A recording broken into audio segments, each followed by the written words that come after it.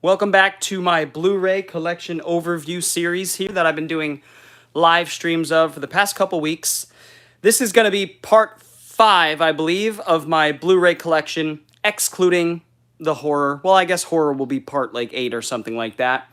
I don't have much battery today, and my charger stopped working, so we're going to try to get through the fantasy stuff in this episode, which is going to be a shorter live stream than usual.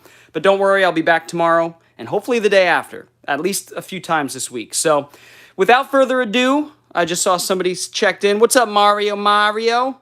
How's it going? I like the name. Luigi Mario. Mario. Okay, we're going to get right to it, and people will stroll in as the stream goes along. Enough of my face. What's up, Jolly Good? Here we have Kitty. Look at that shot. How cinematic. Kitty. All right, you stay there, Kitty. I'm going over here. All right, so last time we talked about sci-fi. Oh, thank you, Mario. I'm glad you enjoyed that. That's a very old review. That was my first video coming back to YouTube for my movie channel, and it was scripted, which is totally different than what I do now, which is totally off the cuff and random. But thank you. I'm glad you got some chuckles out of it, hopefully. Today we're going to look at fantasy. Now, fantasy could be... What's up, Lucy? Fantasy could be divided probably into like high fantasy and just sort of general fairy tale like fantasy. I have to think about this a little bit more, so some of these might be questionable. If you guys feel like a movie shouldn't be here, please do let me know. I'm curious to see what you guys think about, my fantasy categorization here. So, all right, like I said, guys, today we have 32% battery, and my charger died, and my brother's not here. He has another charger, but not sure he's going to be here in time, so let's see. What's up, Dean? Good evening, sir. I've seen a good amount of Dragon Ball, just haven't watched all of it. Yeah, I do enjoy the original Dragon Ball over DBZ, for sure. All right, we're going to start with this not-so-great double feature. Why do I have this? Well, because Russell McKahee, and Kevin Connor directed these TV movies. I like both directors, so I think they're okay, fun, really low-budget B-movies. But Lucy says, sorry, no problem. God Monster of Indian Flats. Oh my God, I have that over in the horror collection. Here's a really hard-to-find and out-of-print set that I was glad to find for like $4. This is Color of Magic, TV miniseries, and Hogfather, both based on Terry Pratchett's wildly fantastical and witty British fantasy novels. Here we have Where the Wild Things Are and the classic Never-Ending Story. La da da da da da da da da. It's such a beautiful song. It's kind of cheesy, but it's also kind of fun. I love this movie. Scarred me as a kid when his unicorn horse dies in the most torturous way possible. It's a horrible scene for a kid to watch. But it forces you to deal with death and loss, so there you go. That's the shit I grew up with. The Mario movie from 2023, I think it's fun. I think it's good, obviously more in the spirit of the games, but I don't know. It feels a bit soulless to me, whereas the original has a little bit more creative spirit to it, despite it not being connected to the games at all, really. Yes, and Where the Wild Things Are, that's right, Jolly Good. This movie was based on a children's novel. I think the makeup work in this, or the costume work in this, is remarkable. This is a Spike Jonze film with a lot of heart, a lot of pathos, and a good moral message, or good story. Just a good message, good story. Here we have 2 films. I actually haven't seen Practical Magic and Witches of Eastwick. I'm not huge on. It's a George Miller film, sort of a satirical comedy with Jack Nicholson, Cher, Susan Sarandon, and Michelle Pfeiffer.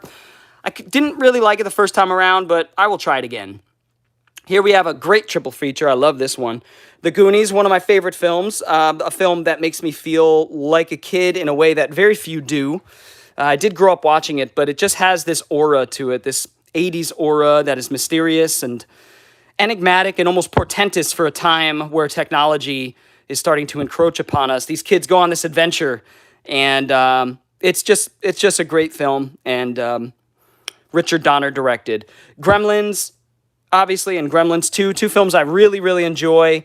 I honestly put both on an even keel. I think Joe Dante did some cool things with Gremlins 2 in a parodical kind of way, kind of deconstructing the first film in a lot of ways. Super fun. Yeah, Gremlins and the Goonies are awesome, so you should rewatch them. I think you'll enjoy both. This is one of the shittiest science fiction or fantasy, sci-fi kind of things I have here. Fantasy from science fiction. Yeah, I mean, it's hard to say. This is a very eclectic collection here. Science fiction obviously deals with scientific ideas, extrapolations of ideas that we have now. It tries to predict the future and how humans will act by, extrapolating on the human experience and the technology that we have now. Fantasy, I think, digs into something a little deeper in us. Fantasy precedes science fiction because science fiction needed technology to come about. Fantasy's been around forever because we've been telling stories about fairies and dwarves and all those sorts of things for a very long time. And there's something deeply rooted, with high fantasy. Again, these films are not all high fantasy. This is like a fairy tale fantasy film. But then we have things like, Beastmaster, which is more high fantasy. It's hard to say, but I think you'll see some sort of semblance here as I go on. This is a miniseries I remember gathering around the TV for in the 90s, or in the, 2000? Yeah, 99. Each week for a few weeks, and they would show one episode of this each time, and I think they were about an hour long or 45 minutes with commercials. And this was so cool because it was the first kind of urban fantasy film that I had seen, taking, dwarves and fairies and magic and dragons and kind of crossing it with the modern world, and you had two parallel worlds kind of going on. Great cast, a lot of good music in this one, great special effects, and just a really fun 7-8 hour miniseries that kind of goes into the Snow White lore, a lot of the Grimm's Brothers lore here, and just very cool. 5,000 Fingers of Dr. T, I can't speak on this. This is a Dr. Seuss book made into a movie. I think it's from the 50s. Yeah, 53, so very, very early there. Let's see. We've got Addams Family 1 and 2. I love both of these films. Both macabre, comedic films here. Macabre comedic films that really do a great job making you laugh, but also making you feel a little uncomfortable. Loved these films as a kid. I loved how unique they felt. They always actually reminded me of Tim Burton's worlds, but Barry Sonnenfeld builds quite a convincing world here with the Addams Family. I love it. I love how dark and satirical they are. Adventures of Baron Munchausen. I love this Gilliam film. Just a rollicking adventure with this completely aloof aristocratic character who gets himself in all sorts of shenanigans. This always reminded me of Voltaire's classic novel, French novel, Candide, where the character just goes on these zany adventures and somehow comes out unscathed, or does he, This is Aladdin. I don't know, I found it for cheap. I've tried to watch this movie. It's not really for me. It will probably exit my collection at some point. Is that Angelica Houston, Jolly Good, that you're talking about? Angelica Houston? Here we have Alice, Jan Svankmeyer's Alice. This is an incredibly inventive, dark take on Alice in Wonderland with stop motion and puppetry and all in-camera special effects. Just an incredible little Swedish film, I want to say, there. What's up, Mr. Bob? Thank you. I'm glad you enjoyed the sci-fi collection. Yes, this will be archived later on, so long as everything goes smoothly. I do not have the 2006 DVDs of the Star Wars trilogy, no. I would like to, but every time I find them, I sell them, and I find them often, so I know I'll be able to find them when I want them. Here we have Tim Burton's Alice in Wonderland. I think this is an okay Tim Burton studio movie. I don't know. You could tell that some of his vision is compromised here, but I do love the score by Danny Elfman. I think it's wonderful and totally captures the spirit of Alice in Wonderland. It goes, sorry.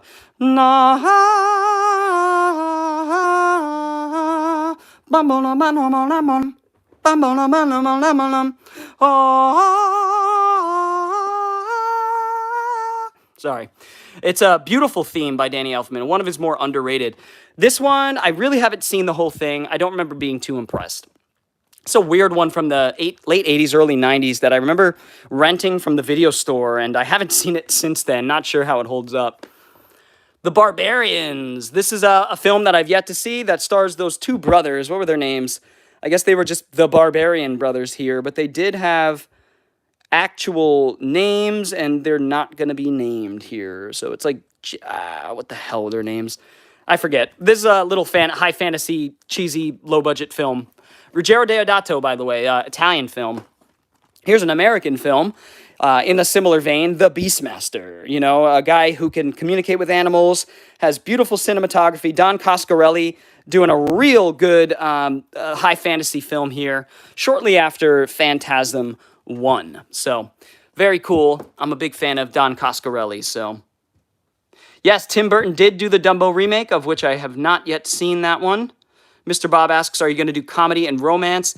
Well, I don't have romance section because I'm not huge on the romance. I like a good romance in a good movie, a genre flick, but I don't have a romance section. I think any romance comedies will be in this section here, the comedy section. We'll talk about that another day coming up. Beauty and the Beast. Bedknobs and Broomsticks, a classic from my childhood. Beowulf and Grendel, a film I wasn't huge on when I first watched it, but I do want to give this one another shot. This is like early Gerard Butler there, playing off the ancient, Beowulf, Scottish, Gallic sort of mythology there. One of the great films of all time, such a fun movie, one of the most fun movies of all time. If you don't have fun with Big Trouble in Little China, you don't have a pulse. This movie is fantastic. Jack Burton Express, baby. John Carpenter helps do the music. This has just a great script, witty, always moving, rollicking adventure. Funny as hell. Still holds up. Some of these jokes still hold up remarkably well. A beautiful and at the peak of her abilities, Kim Cattrall. She's awesome in the movie too. I love all the side characters. Dennis Dugan. Not Dennis Dugan. What's his name? I'm tripping. It's not going to say my boy's name on here. That's okay. I can't remember all the names off the top of my head, guys. I'm not perfect. All right, we've got Black Death. Really cool movie that takes place during the Black Plague and kind of blends some dark fantasy in there.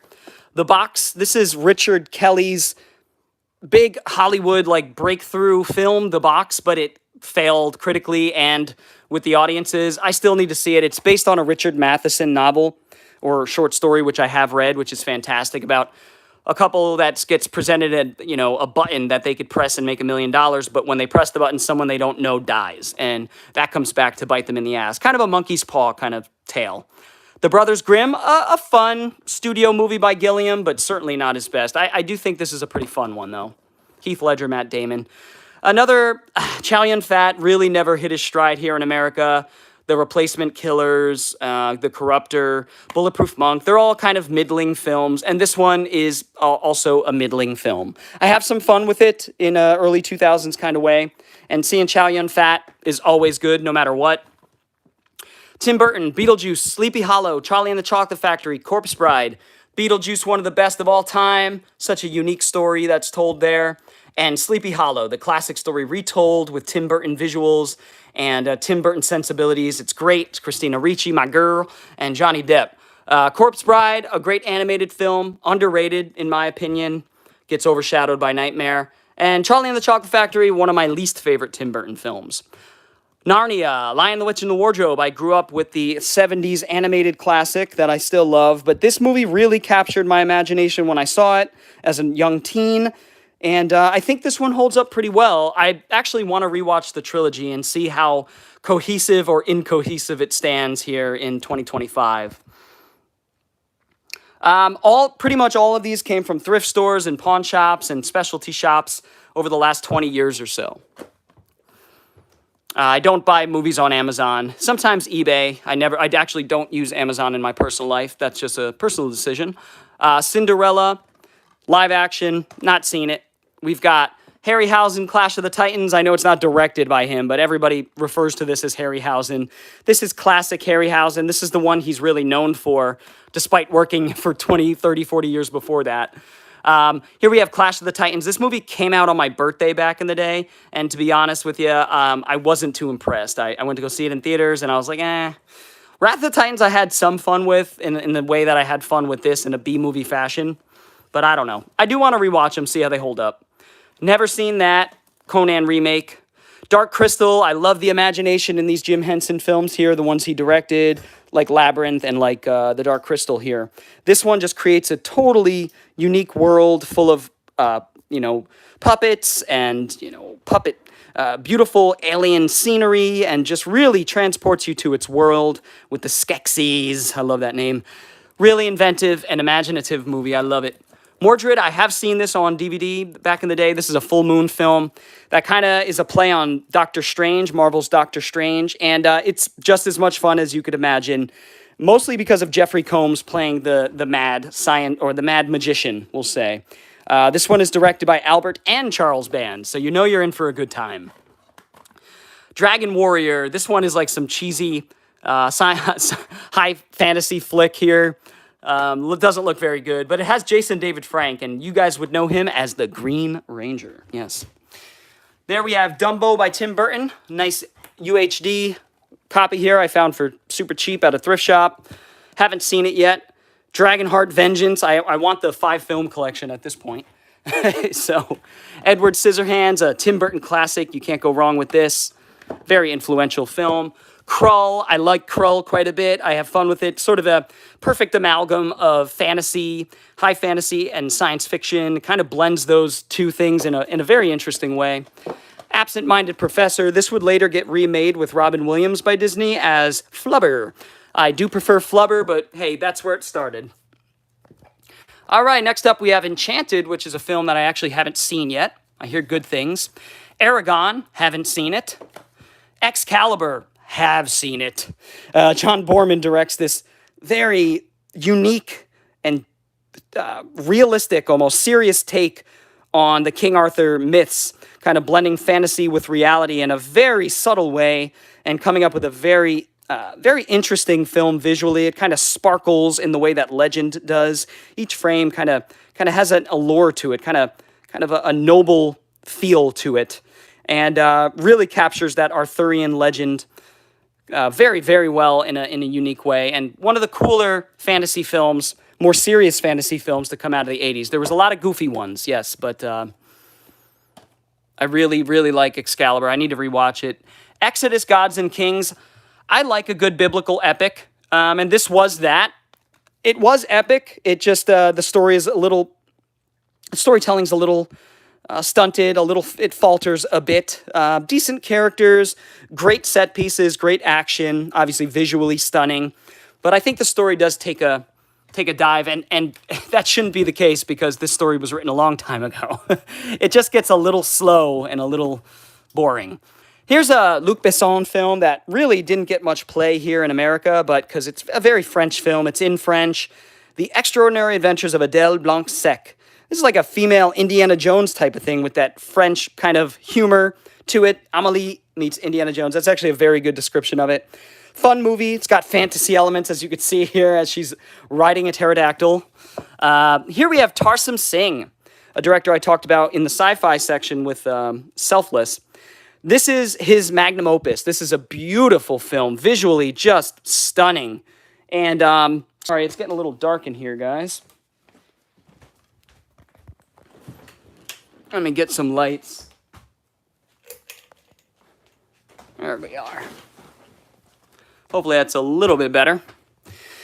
The Fall is a movie that takes place really in the mind of a wounded war veteran, somebody who was wounded in the war and a war, and is kind of telling these stories to this young girl, I think, or the young girl, I think, or a young boy. It's been a long time. I need to rewatch this, so I don't have my details. And each story is about the sort of the adventures of these different types of characters, this very eclectic collection of quote-unquote heroes, and each story has sort of a message, and it all comes home to roost in the end of the film. It culminates in a really beautiful story, so I really highly recommend it. Yes, Dean, that's my lazy kitty there, chilling. Westex, what's up? What's up, buddy? Thanks for stopping in. You had 2 copies of The Fall. Yeah, dude, it's out of print now. Yep, exactly. I don't even want to know what that's going for now. It's in my collection safely. Nobody's taking it from me. From my cold dead hands, they'll take it from me. Fantastic Beasts and Where to Find Them. Wasn't too impressed with that one, if I'm being honest with you. We've got The Flintstones, a movie that we did all gather around the TV for back in the day after renting it. And Rick Moranis, John Goodman, great cast, Halle Berry. But, you know, it's a live-action version of The Flintstones, so it's a relic of its time. Here we have a really interesting film by Richard Elfman. Music by Danny Elfman. I think Danny Elfman had a lot to do with this film because Richard Elfman and him are brothers. They were also from the band Oingo Boingo. Check out some Oingo Boingo music. Really fun 80s music that works with interesting time signatures and very inventive musically, sonically speaking. But I actually have yet to see this. I sold my DVDs off years ago and got that. A Darren Aronofsky, I'm a huge Darren Aronofsky fan and apologist because a lot of people, you know, don't like him because of his pretensions and sort of just his filmmaking style. I actually disagree. I think he's a great filmmaker. I think this one is interesting, but I didn't really get what he was trying to say. And usually I'm able to follow his films. Live-action movie based on the Hanna-Barbera cartoon was not that bad. Yeah, I enjoy it for what it is, The Flintstones. Better than the Rocky and Bullwinkle movie. Here we have Ghost, a movie that really got under my skin back in the day when my mom allowed me to watch it. We watched it together, even though it had some adult themes to it, you know, sensuality and death and all these kinds of things. But this one really left an impression on me, and a pretty good romance film for what it is, or fantasy romance, I'd say. Here we have Glass. I don't really know where the hell to put this one. I mean, it's kind of like a superhero film, so but it's not a comic book, so that's why I put it in fantasy. I like Glass. I think the movies get worse as they go on. I think Unbreakable is a masterpiece. Split is very good, and Glass is entertaining, but strange. Here we have Alex Proyas, Gods of Egypt, the film that ruined his career. A big-budget B-movie that I absolutely adore. I think this is a blast. What can I say? It's ridiculous, but it's fun. Here we got The Golden Child. I finally got this on Blu-ray pretty recently, and I think this is a great kind of Temple of Doom sort of film that uses, you know, Eastern mythology, blending it with American sensibilities and bringing us something unique. Kind of like, this is the only film really that captures the vibe of Big Trouble in Little China, in my opinion. And God, Eddie Murphy is at the top of his game. Haven't seen Goosebumps? Jolly good. You have seen the Rocky and Bullwinkle movie? You like it? Yeah, man, we are. Hey, you like what you like. De Niro was in it. Yeah, he was the villain, right? The Green Knight. I thought this was a very somber and moody, atmospheric, kind of brooding high fantasy film that takes its subject matter rather seriously, but delivers a very powerful story about courage and about,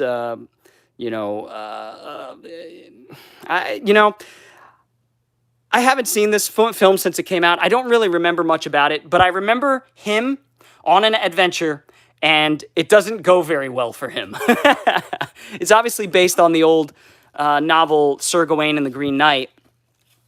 Here we have Hansel and Gretel, a film that I do stick up for. I think the unrated cut's even better. It's super gory. I like Jeremy Renner in action flicks. I like his Hawkeye.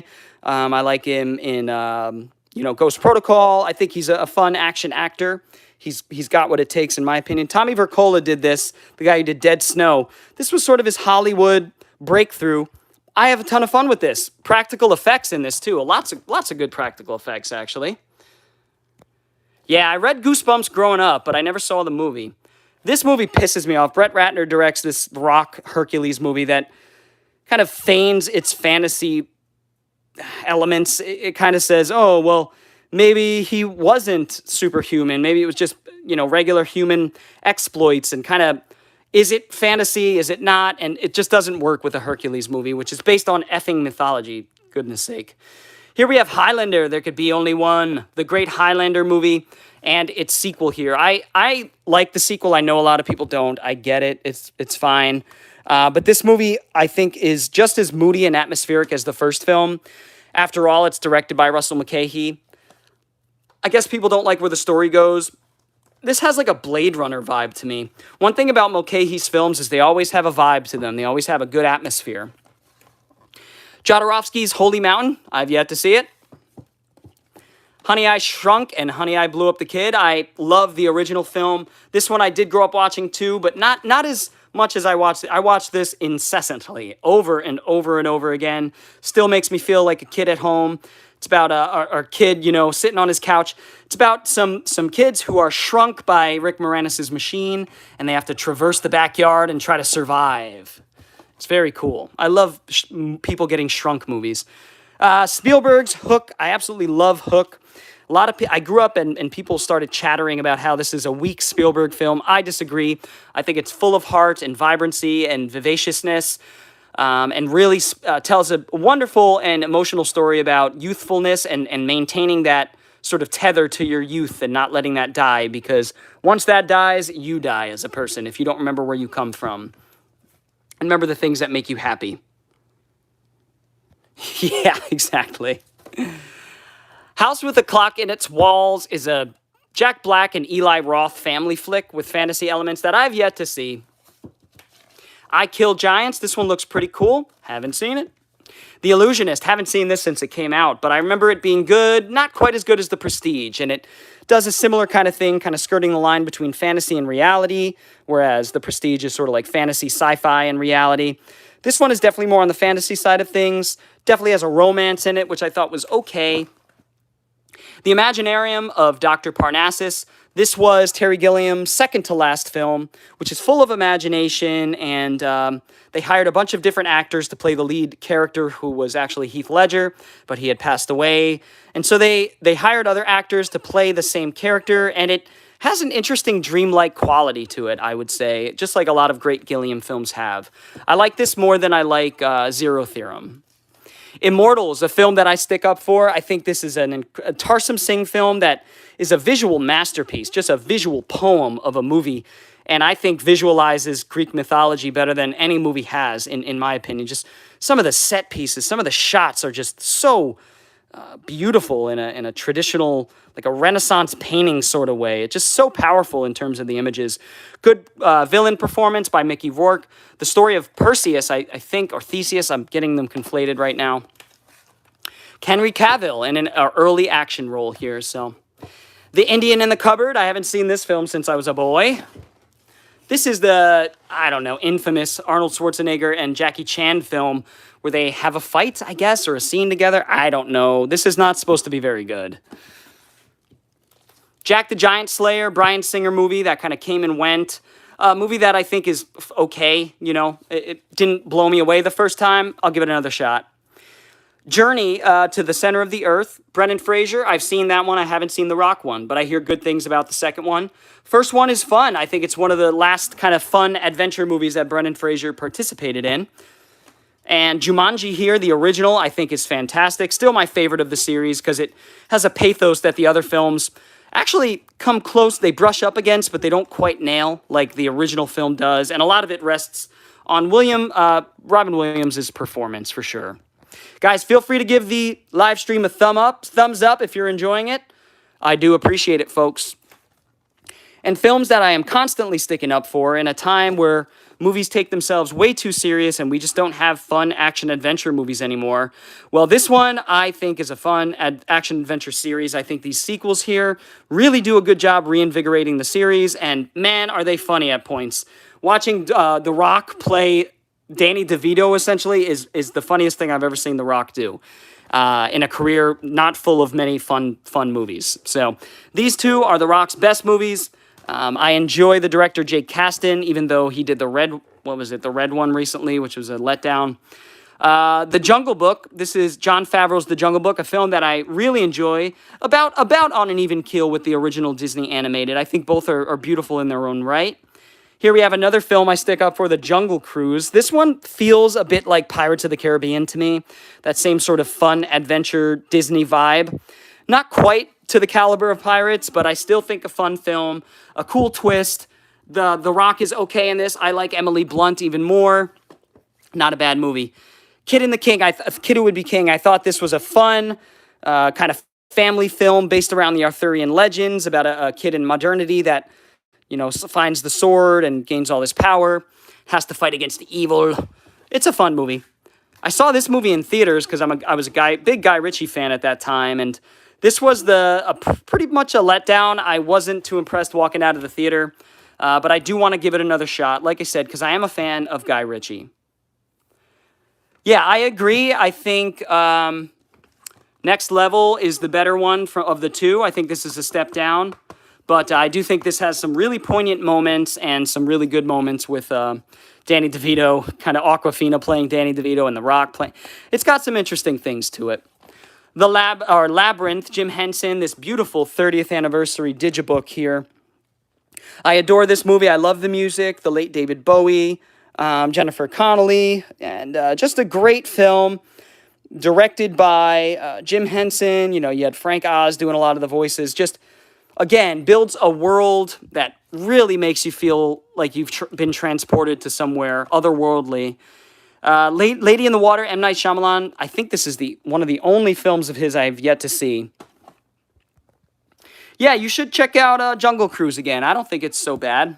You know, people shit on it, but I think if you just are looking to have a decent time, I think it's fun. It's not going to win any awards or, you know, teach you anything about your life. But Lady Hawk Archive Collection here, a film that a lot of people love. Richard Donner directed, Rutger Hauer, Matthew Broderick, Michelle Pfeiffer. A film that I need to rewatch. I enjoyed it the first time, just didn't love it. I don't know. This movie, I have some, you know, B-movie fun with. I think it's fine in like a B-movie sense if you know, kind of make fun of it and mock it. It's goofy. It has nothing to do with the original movie or TV series, which I have seen a good chunk of. This movie didn't impress me, didn't really move me, barely entertained me, but I always like to give these types of movies two shots because I change, my sensibilities change. Beautiful edition here, Arrow edition of the Ridley Scott classic, and I do say classic, and I mean that. I think the director's cut of this film, the almost 2-hour version, is wonderful. I love how each shot sparkles in an ethereal, sort of fantastical kind of way. Really makes you feel like you're in a parallel universe. I love the practical effects of Tim Curry's Devil there. Tom Cruise kind of playing a Link, like Legend of Zelda-like character. Just a beautiful movie. High fantasy, almost dark fantasy in its own way. This is a terrible film by Rennie Harlan. God, this is when he first started like on the downturn and barely watchable flick there. All right, I've got 15% battery. We got to pick up this pace here. Legion, I haven't seen in a long time. Maleficent, I want to watch. I hear very good things about that live action one. And Gilliam's, what's this? Gilliam's, actually, yeah, that's right. I forgot he did this one. So he did Zero Theorem and then The Man Who Killed Don Quixote. I still need to see that. Mannequin, still need to watch this 80s kind of comedy classic. Masters of the Universe, I've seen twice, of course. This movie is so bad it's good, in my opinion. Dolph Lundgren really hamming it up. Frank Langella as Skeletor. And this is a canon film, believe it or not. Not a great one, though, but fun. Michael Jackson's Moonwalker. Hell yeah. I loved this movie growing up. I thought it was such a novelty. So cool to see Michael Jackson in a weird, like, fantasy sci-fi film. I'm hesitant to watch this again as an adult because I have so many fond memories of it as a kid. This is a Tim Burton film I haven't seen, actually, based on a young adult novel. This one, I haven't seen this, but I'm a big fan of Jules Verne novels and any of the adaptations of his works. Neverending Story 2, I watched a ton as a kid, but have not seen as an adult. Kind of has that sort of eerie allure to it, and not sure how it's going to hold up. Night at the Museum, I still need to sit down and really watch this trilogy by Sean Levy here, who went on to be a big studio director for Disney. And the first film I have fun with, but the second and third films I've yet to see. Noah, again, I'm an Aronofsky film. I thought this biblical epic from a secular perspective was pretty interesting, actually. We usually get it from deeply devout and religious directors and writers, but this one was from the mind of somebody who is an atheist, frankly, and I appreciate different perspectives on cinema. And I thought this was a really cool, sort of magical, realistic version of Noah, a great epic biblical story that has a lot to teach us. Yeah, the first movie's fun, isn't it? Jolly good? I like it. Nutcracker, haven't seen that. Oz the Great and the Powerful, a film that I like a little bit more every time I watch it. I appreciate what they're going for here. And I haven't seen Wicked. Not really my type of flick, but I do like Oz the Great and Powerful. Pathfinder, unrated edition. This is a really cheesy gory B movie in the vein of like the 80s high fantasy flicks, but this one's much more dark and gritty, has a cool style to it, and a lot of people hate this movie, but I think it's okay. And it's going to be a shorter one today, yeah, because I have about 14% battery, so we're going to get through fantasy, and then you guys will see me tomorrow to tackle the Christmas and the comedy. Percy Jackson, Sea of Monsters. I haven't seen that since we saw it in theaters. I had friends that were big fans of Harry Potter, and they dragged me to this. It was okay. Peter Pan, I've yet to see this. Oh, no, I saw this version of Peter Pan in theaters. That's right, with my friends back in the day.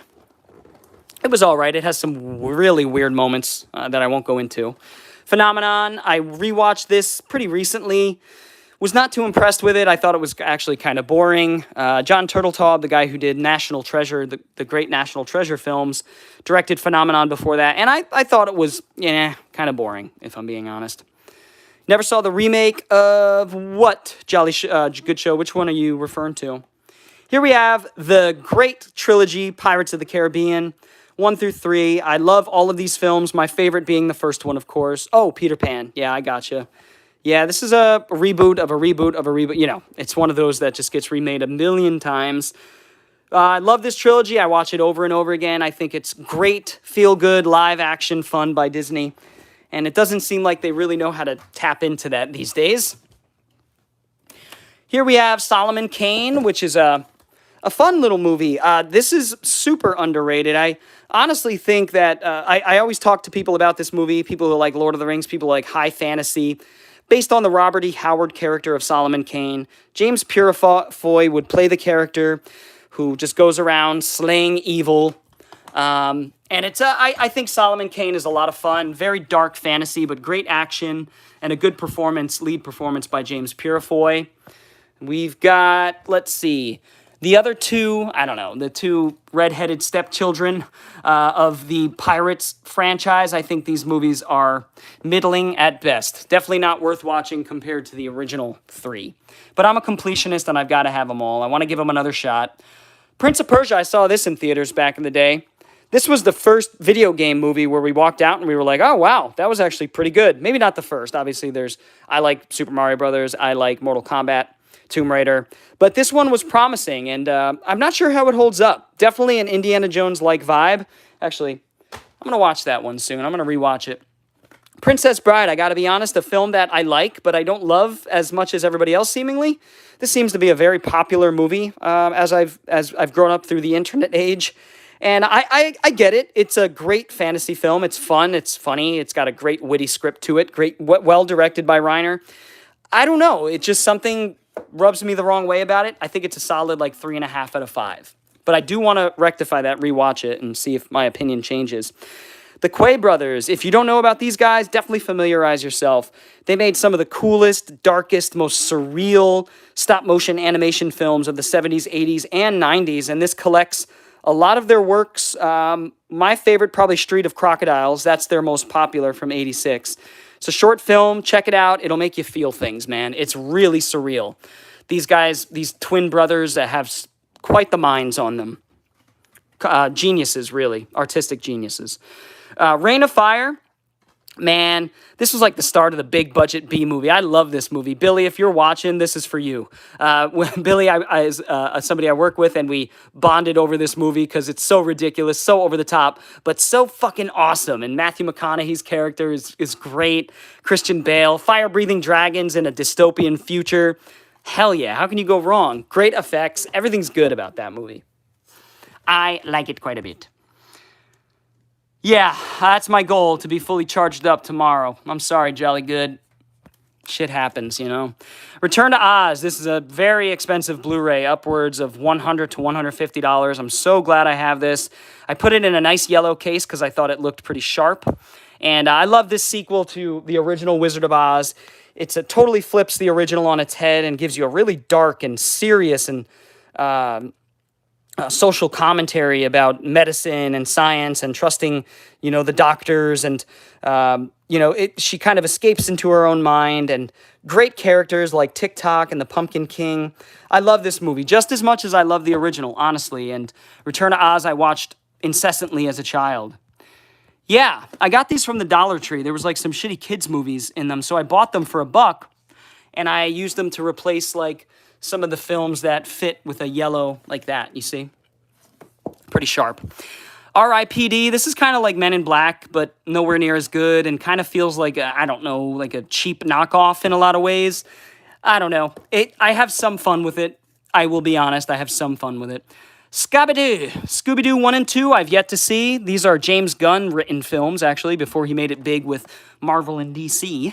And yeah, I hear good things about these, but they came out at a time where, I don't know, I was kind of into different things. I was into mob movies and shit like that. Tarantino, you know. Season of the Witch, a pretty fun, dark fantasy Nicolas Cage movie with a good, fun character performance here by Ron Perlman. I think it's not bad. Here we have The Seventh Son. I got this from my father when he passed away. I don't know much about this, but I won't give it up because it came from my dad's collection. Hopefully it's a decently fun fantasy flick. Even if it's so bad, it's good. A film I stick up for. A lot of people say this is like feminist garbage or whatever, but I thought it was pretty funny. Maybe it is that, but it's a really fun B movie, and it knows what it is. It knows it's a B movie. It's ridiculous and over the top, and plays on the idea of the gremlins, you know, attacking the World War II planes on the Allied side, and it was like mythology and lore that built around the World War II. And, you know, I thought I had a lot of fun with this movie. A short film, gets right into the action, kind of keeps you in the cloud, in the, how do I say, in the shadows about what's really going on. Really fun, though. Here's a few great Harryhausen classics here. We've got the two from the 70s, Golden Voyage and Eye of the Tiger. And we have The Seventh Voyage of Sinbad. This one's from the 50s. These two are from the 70s. All great, fun, action-adventure, Indiana Jones-like films that Spielberg definitely had his eye on as he was growing up through the 50s, 60s, and 70s. Here's a couple Snow White dark fantasy films. I like the style of these. I like how dark and atmospheric they are. Again, they take themselves a little too serious for my taste, but I do think they're pretty fun. These look like public domain movies. Oh, they're much better than that. Check them out. You won't be disappointed. Spiderwick Chronicles, a film that I remember enjoying back in the day when my friends and I would check this one out, actually. We thought it was pretty cool. Nickelodeon actually produced that. Sorcerer's Apprentice, I watched this once, had some fun with it, want to give it another shot. This one I'm not sure where the hell to put because really at its core it's a satirical comedy, social commentary. But it does have fantasy elements that play a big part in the story and the narrative. An incredible performance by Lakeith Stanfield, funny as hell, trippy as hell, has a story that really resonates with me about a man who just, you know, is kind of lost in the mundanity of everyday life and stupid jobs, and kind of goes on this crazy, trippy adventure and learns a lot about himself. And I learn a lot about people in movies. This is directed by Boots Randolph, who was from an old hip-hop group from the West called The Coup. And they did a lot of really political rap, which was really good, coming from a leftist perspective, and it was very good stuff at the time. Stay tuned. Ah, man, I love this movie. Watch it all the time as a kid. Watch it once a year as an adult. It's just a feel-good movie with a great performance by John Ritter and Pam Dauber. Jeffrey Jones is in this as Satan. Very good Satan performance there. Very funny. Very witty. Eugene Levy's in this too as sort of even more comic relief. Peter Hyams directs this. This is about a guy who gets the deal of a lifetime. You know, Jeffrey Jones, the devil comes to his door and sells him this TV with this remote control. Little does he know that the remote control is going to suck him into the TV world. And as long as he has the remote, he could change the channel. So when things get a little too hot, he could change the channel. But it's all parodies and like satanic versions of shows from the 80s and 90s. It is so funny, so fun, and never boring. Always keeps you guessing. Canadian actor Eugene Levy. Yes, he's fantastic. John Wayne's son was Sinbad. No shit. Really? Wait. Kerwin Matthews or John Philip Law or Patrick Wayne? Oh, Patrick Wayne. That was John Wayne's son, huh? Well, shit. Learn something new every day. Thanks, Dean. Next up, we have a really cool one to have on Blu-ray, The Thief of Baghdad. Douglas Fairbanks, in a very early silent film version. American silent film, 1924. Raoul Walsh directs this fantasy classic from the Arabian Nights books, and The Thief of Baghdad tells the same story as Aladdin. Obviously, you could see the magic carpet. This is a special effects wonder for the time, and certainly worth watching if you're into genre films from the 20s, which I know not everybody is, but boy am I. That's right up my alley. We have 8% battery. Underworld Ultimate Collection. This is a great little fun B-movie collection of movies. The first one is great. Second one's good. Third one I actually like quite a bit. Fourth and fifth are kind of, cash-in B-movie kind of things. But I have fun with the series, just like I have fun with the Resident Evil series. Badass, ass-kicking chick, hot chick in leather with multiple guns. I am an easy man. I am a male, and I'm weak when it comes to those things in cinema. Here's Steve Carell and Welcome to Marwen from the director of Forrest Gump. So Robert Zemeckis. This looks really interesting. It's told with marionettes, I don't know much about this, if I'm being honest, but Zemeckis is always doing something unique and inventive and innovative. So here's a film I definitely stick up for. This is a beautiful movie that is very heavy in its themes and not one you can watch all the time because it's not a very feel-good movie. It wallows in tragedy and misery, has some bright spots, don't get me wrong, and has a beautiful message. But it's about a guy who dies and goes to heaven. His wife kills herself in the beginning, and the character she goes to hell. The character who died in a car crash goes to heaven, and he has to fight his way through heaven to hell to save his loved one. And it is a beautiful movie. Some of the most beautiful CG work of the early 2000s of film. I rented back in the day with the family and watched, and it left a deep, indelible impression on me, and one that I watch every once in a while. And boy, does it conjure up some poignant images and some very heavy themes. And it's a beautiful movie, but very tragic. Here we have Weird Science. Oh, man, I love Weird Science. I love how... I love Anthony Michael Hall's performance. I think he is so funny in this one, at the top of his game. And I need to take that sticker off. But yeah, I finally got the Arrow version pretty recently and sold off my regular Blu-ray version. And actually, we have this one, Somewhere in Time. Maybe somebody could tell me if this belongs in science fiction, because it's time travel. I'm not exactly sure. Same director as Bug from the 70s, Jeannot Zvark. So a good director. Hear good things about that one.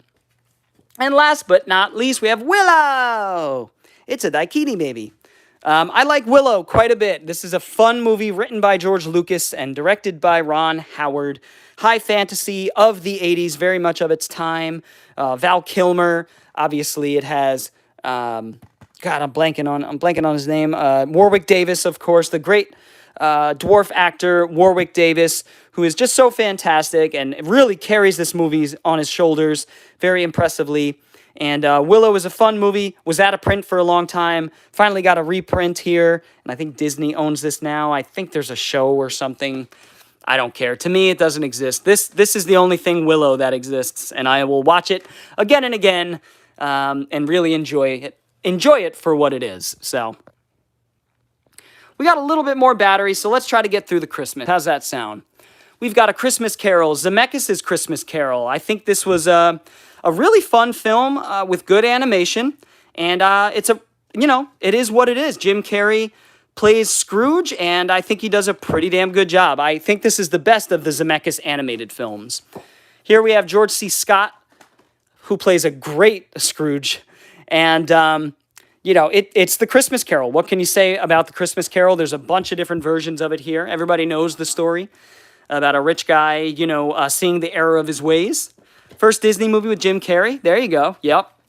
Christmas Story, a film that Americans go crazy over, that I think is just okay. I think it's a bit boring, and there are plenty of other great Christmas movies that are better.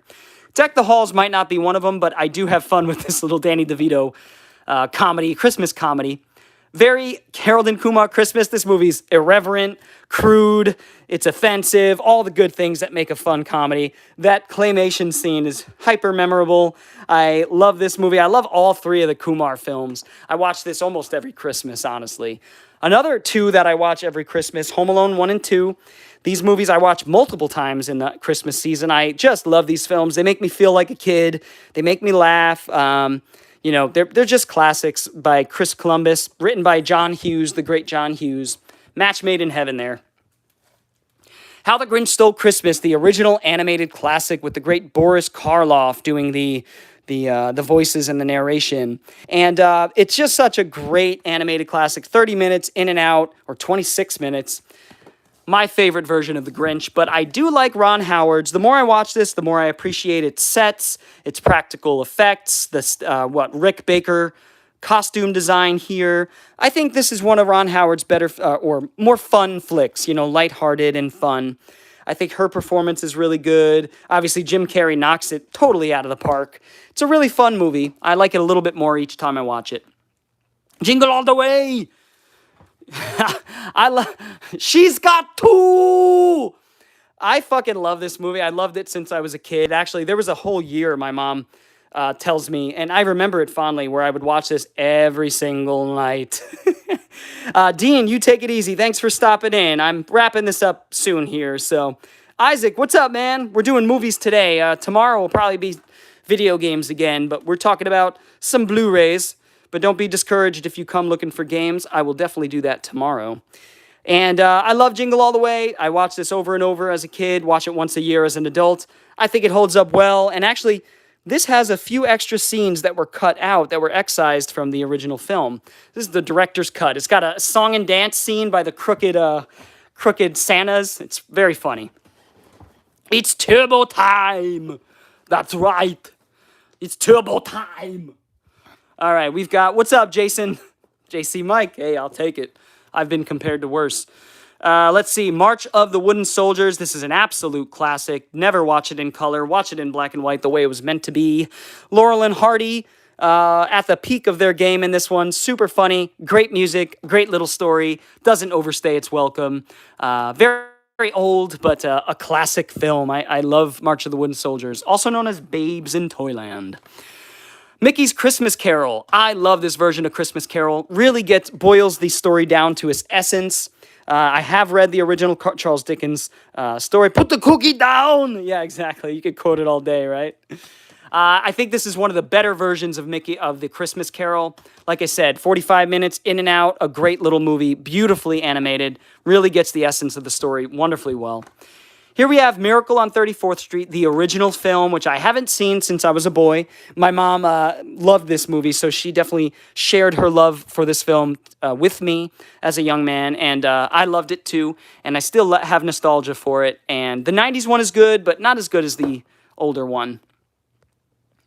We've got Alistair Sim Christmas Carol here, which is known to be the best one, and I think I agree. I think Alistair Sim encapsulates the Scrooge character perfectly well. He understood the character inside and out, and when his turn comes, which is always a powerful moment of the Christmas Carol story, whenever it's told in visual form, his change from that to that, a kind-hearted man who really feels regret for the things that he did. It's a powerful Christmas Carol film. Another film that I think people love and I just kind of enjoy, you know, I don't love this film. I do watch it probably every other year. I think it's a fun movie. I enjoy it. My family loves it, so I actually get roped into watching it with them. But I do enjoy this. Not my favorite vacation film, though. The Nightmare Before Christmas, again, a film that this generation and seems to really love this film. I think this is a great movie, super inventive, great stop motion and everything. I just don't think it's a masterpiece. I think it's like a 4 out of 5. Movie that I enjoy watching and pretty much watch every single year because it's just a feel-good movie. With great music. What's this? What's this? I can't believe my eyes. What's this? Da da da da da. What's it? There's what's this? What's this? There's laughter everywhere. What's this? There's white things in the air. Yeah, it's a good movie. Great music. Danny Elfman doing the singing. So it's awesome. Here's the Rankin and Bass classics that have Rudolph, Frosty, Santa, and a bunch of extras on here too. So very cool collection, but I still have the DVD one because it has things like the Leprechaun, the Christmas Leprechaun movie and stuff. But I watch these every year. Definitely makes me feel like a kid. Here we have the Charlie Brown Christmas and, Great Pumpkin, the Thanksgiving, has all the Charlie Brown movies collected into one nice set. I think that's awesome. That's right. Yeah, this was not exactly. Disney now owns the rights to that. I'm sure we'll see another movie at some point. Santa Claus, a Christmas classic in my opinion. Tim Allen just such a good job as sort of like a stuck-up curmudgeon who's all about work and business. And just like in Robin Williams and Hook, they both play the character very well. And the transformation from businessman to toy seller to, Santa Claus is powerful, poignant, it's emotional. This one gets me every time. And I gotta be honest, I've yet to see the sequels. So, there you go. Buzz Lightyear as Santa Claus, that's right. It's so fun. Such a fun movie. I watch it with the family almost every year. It's kind of a tradition. And next up, we have probably my favorite adaptation of the Christmas story, A Christmas Carol. This one brings it to modernity, or at least in the 1980s. Tells nobody better than Bill Murray as a Scrooge-like character. It's so good. Maybe Alistair Sim, but Bill Murray does such a great job here. And again, his transformation is so heartfelt and so beautiful and so emotional. But this film does everything right. I think it's a blast. And I'm blanking on who... Was this a Richard Donner film? God, he was great, wasn't he? Richard Donner directed the hell out of that movie. Here we have Tokyo Godfathers, which I'm not sure what to put in anime or Christmas, but this is a Japanese anime that takes place on Christmas where these three homeless people find a baby and they don't know what the hell to do with it. It's a beautiful story. I recommend this to everybody. Satoshi Kon, who directed Paprika and Pafekuto Buru, which is Perfect Blue. Some anime classics. I'd say this is right up there with it. Very emotional, beautiful story, great message. You guys will like it. Watch it in Japanese. Here we have White Christmas, a film my mother absolutely adored. What's this? Danny Kaye, Bing Crosby. I don't know if I'll enjoy it as an adult, but, it was one that I kind of sat there with my mom and pretended to enjoy because I knew how much she loved it. As a kid, I would do that with her, and Bells of St. Mary's, all these kinds of films she grew up with. And here we have a little spider. Yes. I like spiders. I let them do their thing. They keep all the nastier bugs away. So I don't hurt them. I don't like to hurt any bugs, if I'm being quite honest. I try to get them outside if I can. But that's a little guy. Where'd he go? So tiny. Oh, there he is. Sorry if anybody doesn't like spiders. I'll stop showing them. I'm sorry, Jolly Good. I'll stop showing them. I know a lot of people are bugged by spiders, but hey, I used to not like spiders either. But what I did was I learned about them, I read about them, I started to appreciate them, and then the fear pretty much went away. Now I could let spiders, as long as they're not venomous, on my hands. I could pick them up. I don't mind. I actually love spiders. I love insects. I know I'm in the minority there. Here's It's a Wonderful Life, Christmas classic that I actually have yet to see, if I'm being completely honest. Embarrassingly so. And last but not least, here we have Mickey's Once Upon a Christmas. I actually haven't seen those. Last but not least, this is a great Christmas comedy. I watch this almost every year since it came out. I love this film. Makes me miss my friends from back home. Anthony Mackie, Seth Rogen, Levitt. They're all hilarious, but guess who steals the show? Seth Rogen. He plays like a drugged up character who gets in way over his head and starts tripping balls, and it's just such a funny movie. Guys, if you passed on this one because you're not a fan of Seth Rogen and that style of humor, give this one a shot. It has some really great moments and a great message at the end. So, all right, guys, my battery's about to die. I'm going to call it. Feel free to give this one a thumbs up if you enjoyed it. Sorry, it's a little shorter than usual. We'll be doing another one tomorrow. I'll make sure my phone is fully charged. I love all you guys. You guys are awesome. We had a nice, healthy little chat today. Thank you for all the questions. I hope I answered all of them. I hope you guys enjoy this live stream on the archive, on the rebound. And until tomorrow, you guys have a good one. Subscribe to the channel. Thumbs up. Super chats. I have the Patreon up if you guys want to support me. I have some cool perks there if you want to check it out. And other than that, I will talk to you all tomorrow. Bored Cyborg is out.